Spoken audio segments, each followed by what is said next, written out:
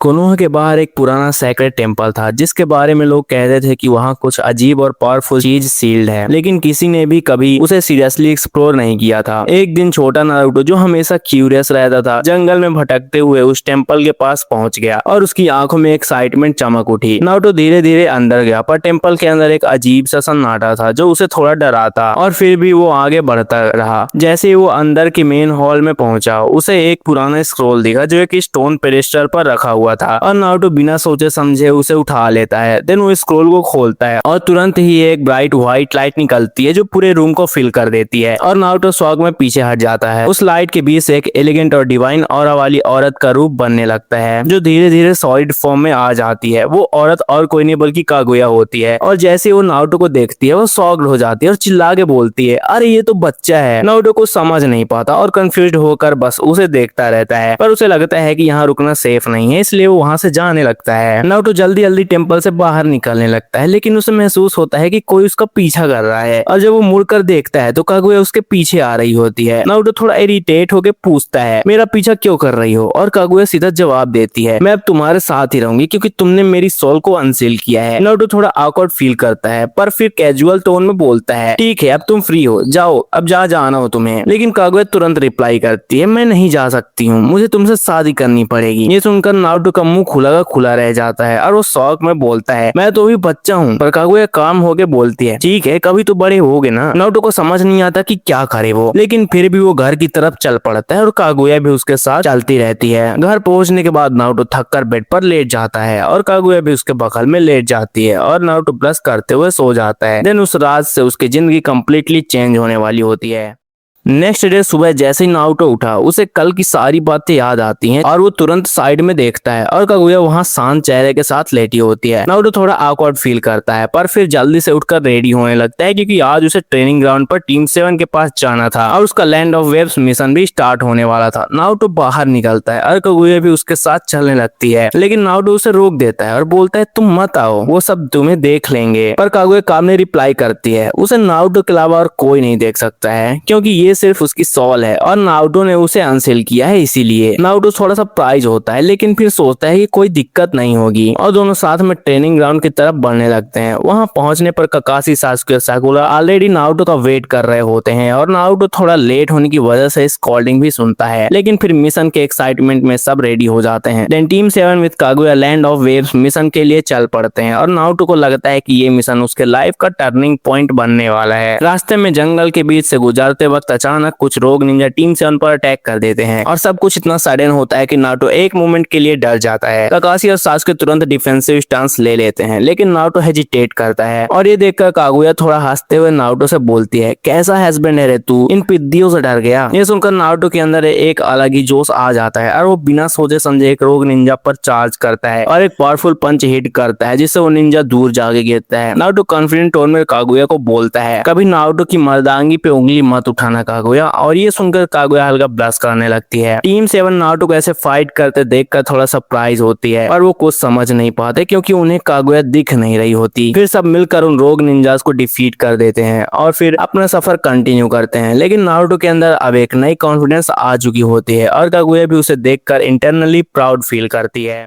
सफर continue करते हुए team 7 finally land of waves पहुंचते हैं, और वहां का एटमॉस्फेयर ऑलरेडी टेंस होता है क्योंकि सब लोग गेटो के टेरर में जी रहे होते हैं। काकाशी सिचुएशन समझ लेता है, लेकिन उन्हें पता नहीं होता कि आगे उनका सामना कितने डेंजरस एनिमीज से होने वाला है। थोड़ी देर बाद उनका सामना जाबुजा और हाकू से होता है, और तुरंत ही एक इंटेंस बैटल स्टार्ट हो जाती है। काकाशी और जाबुजा की फाइट शुरू हो जाती है, लेकिन हाकू नारुतो और सासुके को अपनी आइस मिरर टेक्निक से ट्रैप कर लेता है और दोनों हेवीली इंजर्ड हो जाते हैं। साकुरा बाहर से हेल्पलेस होकर देख रही होती है और नारुतो अंदर से स्ट्रगल कर रहा होता है, लेकिन उसकी स्ट्रेंथ काफी नहीं होती। कागुया साइड में खड़ी सब कुछ ऑब्जर्व कर रही होती है और उसके फेस पर एक सीरियस एक्सप्रेशन आ जाता है क्योंकि वो समझ जाती है कि अगर अब कुछ नहीं किया गया तो नारुतो हार सकता है। देन अचानक कागुया के दिमाग में एक प्लान आता है और वो नारुतो को एक हाइपरबोलिक डायमेंशन में ले जाती है जहाँ टाइम कम्प्लीटली डिफरेंट फ्लो करता है। नारुतो कंफ्यूज होकर इधर उधर देखने लगता है और पूछता है कि ये जगह क्या है। तब कागुया कामली बोलती है कि यहाँ वो नारुतो को कुछ पावरफुल टेक्निक सिखाएगी। हाइपरबोलिक एक डायमेंशन के अंदर सब कुछ ब्लैंक और इनफाइनाइट लग रहा होता है और नारुतो अभी भी कंफ्यूज होता है, लेकिन कागुया उसे फोकस करने के लिए बोलती है। देन कागुया नारुतो को चाक्रा कंट्रोल का एक एडवांस फॉर्म सिखाना स्टार्ट करती है, जिसमें वो अपने चाक्रा को एक कंसंट्रेटेड ब्लास्ट में कन्वर्ट कर सकता है जो एक बॉम्ब की तरह एक्सप्लोड हो सकता है। नारुतो पहले स्ट्रगल करता है पर धीरे धीरे वो टेक्निक समझने लगता है और कागुया उसे गाइड करती रहती है। फिर कागुया उसे एक और एबिलिटी सिखाती है जिसमें वो चाक्रा से एक शील्ड बना सकता है जो दूसरे अटैक्स को रिपल कर सके, और नारुतो इस टेक्निक को भी क्विकली ग्रैस्प कर लेता है। ट्रेनिंग के दौरान नारुतो का कॉन्फिडेंस और पावर दोनों बढ़ते रहते हैं और कागुया उसे देखकर इंटरनली खुश होती है। जब ट्रेनिंग कंप्लीट हो जाती है तब कागुया नारुतो को वापस उसके ओरिजिनल डायमेंशन में भेज देती है और टाइम वहीं से रिज्यूम होता है जहां से रुका था। अब नारुतो के अंदर एक कम्प्लीटली नई पावर आ चुकी होती है और उसकी आंखों में एक स्ट्रॉन्ग डिटर्मिनेशन दिख रहा होता है जो बताता है कि अब फाइट का आउटकम चेंज होने वाला है। जैसे ही नारुतो वापस बैटलफील्ड में आता है सब कुछ एक ही मूवमेंट से कंटिन्यू होता है, लेकिन अब नारुतो बिल्कुल अलग लग रहा था। उसकी आंखों में कॉन्फिडेंस और पावर दोनों क्लियरली दिख रहे होते हैं। हाकू अपने आइस मिरर्स के अंदर से अटैक करता है, लेकिन नारुतो अब काल में रिएक्ट करता है और तुरंत अपना चाक्रा शील्ड एक्टिवेट करता है जिससे हाकू के अटैक्स रिफ्लेक्ट हो जाते हैं। सासुके भी स्वाग में नारुतो को देख रहा होता है और सागरो को समझ नहीं आता कि नारुतो इतना स्ट्रॉन्ग कैसे हो गया। देन नारुतो अपनी न्यू टेक्निक यूज करता है और एक पावरफुल चाक्रा ब्लास्ट क्रिएट करता है जो डायरेक्टली हाकू पर हिट होता है और उसके मिरर्स तोड़ देता है और हाकू डिफीट हो जाता है। जाबुजा ये सब देखकर गुस्से में आता है, लेकिन नारुतो बिना डरे उसकी तरफ बढ़ता है और एक मैसिव चाक्रा बम क्रिएट करके जाबुजा पर थ्रो करता है जिससे वो भी हेवीली इंजर्ड हो जाता है और फाइट जल्दी खत्म हो जाती है। काकाशी, सासुके और साकुरा सब नारुतो को शॉक में देखते रह जाते हैं और उन्हें समझ नहीं आता कि इतनी पावर सडनली कहां से आ गई। कागुया प्राउड होकर धीरे से बोलती है गुड नारुतो, और नारुतो अंदर ही अंदर खुश होता है क्योंकि उसने सबको प्रूव कर दिया होता है कि वो वीक नहीं है। मिशन कंप्लीट होने के बाद टीम 7 कोनोहा वापस आती है और नारुतो के माइंड में सिर्फ एक ही सवाल घूम रहा होता है और वो घर पहुंचते ही कागुया से पूछता है तुमने मेरी मदद क्यों की। कागुया उसकी तरफ देखकर थोड़ा स्माइल करती है और बोलती है ताकि नारुतो स्ट्रांग हो जाए और आगे चल के वो कागुया को एज अ वाइफ सेटिस्फाई कर पाए। ये सुनकर नारुतो का फेस रेड हो जाता है और वो ऑकवर्ड फील करता है, लेकिन उसके बाद कागुया उसे सीएस ट्रेनिंग देने लगती है और नारुतो रोज नए नए टेक्निक सीखने लगता है जो उसकी पावर को नेक्स्ट लेवल पर ले जाते हैं। कुछ समय बाद चुनने एग्जाम से स्टार्ट होते हैं और नारुतो अपनी न्यू एबिलिटीज के साथ पार्टिसिपेट करता है और सबको सरप्राइज कर देता है। फर्स्ट ऑफ डेथ में वो कॉन्फिडेंटली सब चैलेंजेस फेस करता है और जब ओरोचिमारू अटैक करता है तब नारुतो अपनी टेक्निक्स का यूज करके उसे भी डिफीट कर देता है जो सबके लिए शॉकिंग होता है। फाइनल राउंड्स में नारुतो गारा से फाइट करता है और एक इंटेंस बैटल के बाद उसे भी डिफीट कर देता है और इस तरह वो चुने एग्जाम जीत लेता है। सैंड विलेज के लोग भी इम्प्रेस्ड होते हैं और उनके साथ कोनोहा की दोस्ती स्ट्रांग हो जाती है और ओरोचिमारू पकड़ा जाता है और उसके बाद सुनाटे को नया होकागे बना दिया जाता है क्योंकि हिरोजिन बुढ़ा होकर मर चुका था।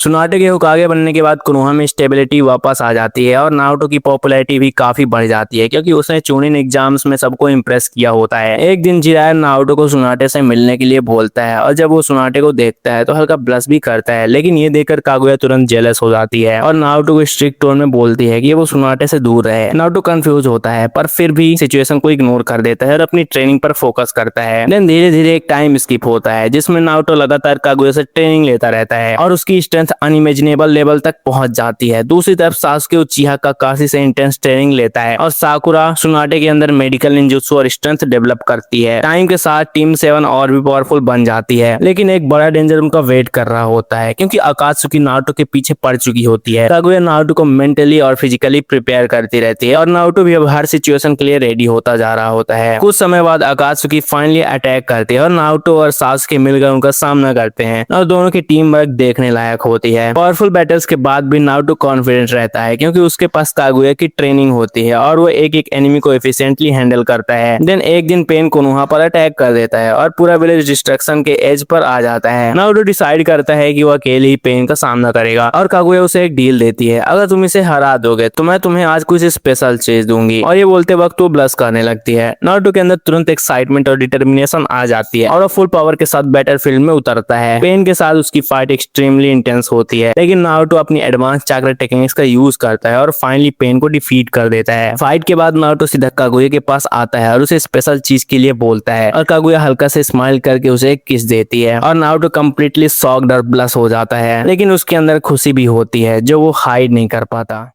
कुछ दिन बाद दुनिया पर एक और बड़ा क्राइसिस आता है और fourth great Ninja war start हो जाती है, जिसमें सभी नेशंस एक साथ मिलकर फाइट कर रहे होते हैं, लेकिन उनके सामने एनिमीज बहुत पावरफुल होते हैं। ओबिटो उचिहा और मादर उचिहा सभी स्नोवी फोर्सेस को चैलेंज कर रहे होते हैं और बैटलफील्ड कंप्लीटली कियोटिक हो जाती है। नारुतो और सासुके मिलकर उनका सामना करते हैं और उनकी कंबाइंड स्ट्रेंथ सबको होप देती है, लेकिन सिचुएशन अभी भी डेंजरस होती है। देन अचानक ब्लैक जेसु अपनी असली प्लान को एग्जीक्यूट करता है और कागुया को परमानेंटली रिवाइव कर देता है और जो सोल नारुतो के साथ थी वो कागुया की बॉडी में चली जाती है। ब्लैक जेसु खुश होकर नारुतो को बोलता है कि तुझे मैनिपुलेट किया गया था और कागुया अब कंप्लीटली रिवाइव हो चुकी है। और ये सुनते ही नारुतो के पैरों तले जमीन खिसक जाती है। नारुतो का दिल टूट जाता है और डिप्रेशन में जाने ही वाला होता है, क्योंकि उसे लगता है कि सब कुछ एक झूठ था। बैटलफील्ड पर सब लोग कंफ्यूज्ड और शॉक्ड होते हैं और नारुतो बस कागुया की तरफ देखता रह जाता है उसके आंसर्स के लिए। पर सिचुएशन तब कंप्लीटली चेंज हो जाती है जब कागुया सडनली ब्लैक जेसु को एक जोर का थप्पड़ मारती है और उसकी तरफ गुस्से से देखती है और फिर वो सीधा नारुतो के पास आती है, उसका हाथ पकड़ लेती है। वो सॉफ्टली बोलती है, नारुतो मैंने तुम्हें कभी झूठ नहीं बोला। और ये सुनते ही नारुतो के अंदर एक रिलीफ की वेव आ जाती है और उसका ट्रस्ट वापस आ जाता है। देन नारुतो और कागुया सबको अपनी पूरी स्टोरी बताते हैं, कैसे उनकी जर्नी शुरू हुई थी और कैसे उनका बॉन्ड टाइम के साथ स्ट्रांग होता गया। हिनाटा भी ये सब समझ जाती है और रियलाइज करती है कि इनका रिलेशनशिप बहुत पहले से है, इसलिए वो भी इसे एक्सेप्ट कर लेती है। वॉर के बाद सब कुछ ग्रेजुअली नॉर्मल हो जाता है और नारुतो और कागुया साथ में कोनोहा में रहने लगते हैं और उनका बॉन्ड और स्ट्रांग होता जाता है। अब नारुतो इतना पावरफुल हो चुका था कि वो कागुया को सेटिस्फाई कर लेता था और दोनों एक दूसरे के साथ खुश रहते थे और इसी के साथ ही उनकी यूनिक और अनएक्सपेक्टेड लव स्टोरी का एंड होता है। सो वीडियो कैसी लगी कमेंट में जरूर बताना। अगर अच्छी लगी हो तो वीडियो को एक लाइक जरूर से कर देना और ऐसी मजेदार वीडियो देखने के लिए चैनल को सब्सक्राइब भी कर लेना। मिलते हैं नेक्स्ट वीडियो में, तब तक के लिए बाय बाय।